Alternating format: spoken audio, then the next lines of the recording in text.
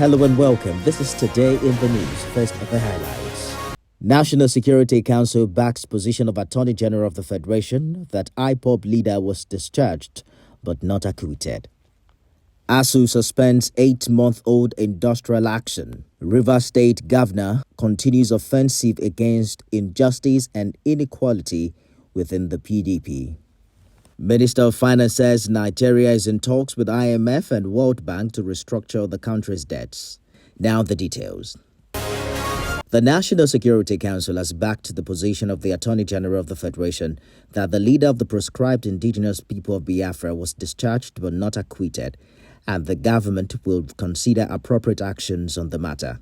The security meeting, among other things, also approved the release and deradicalization of former Boko Haram fighters and seeks to strengthen the war on terrorism by speeding up the prosecution of terrorists. The federal government also ordered the reopening of the Obajan cement factory forcefully closed by the Kogi state government.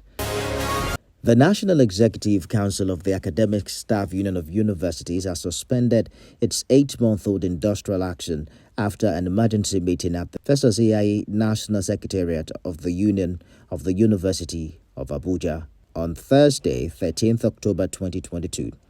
The meeting, according to a press statement signed by its national chairman, Professor Emmanuel Osodeke, reviewed developments since the union declared an indefinite strike action on 29th August 2022.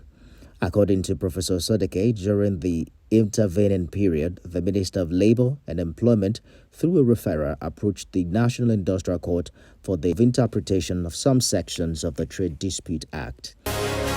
Rivers State Governor Nyesom Wike has continued his offensive against what he described as injustice and equality within the People's Democratic Party.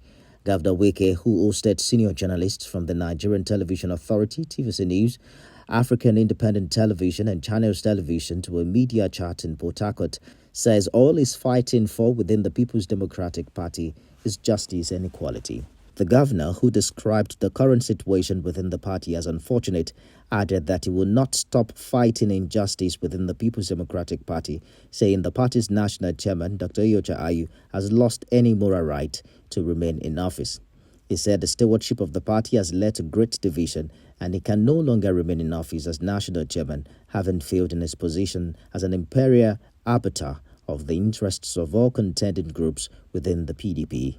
He says his role within the PDP, especially during the party's presidential primary, is an ignoble one that needs no soothsayer to show his obvious partisanship. Minister of Finance, Budget and National Planning, Zainab Ahmed, has disclosed that the Nigerian government is in talks with the International Monetary Fund and the World Bank to restructure the country's debts. The minister also disclosed that government was considering tapping from the IMF's newly established food shock window, which allows members to access emergency finance instruments. The new window will be open for 1 year, providing additional access to emergency financing for nations suffering urgent balance of payment needs as a result of the global food crisis. Speaking on the sidelines of the ongoing IMF World Bank annual meetings in Washington, D.C., Ahmed said it's a fact that Nigeria's debt has increased over the last 3 to 4 years and that this increase in debt was occasioned by the different kind of exogenous shocks that the country faced, which are not specific to Nigeria.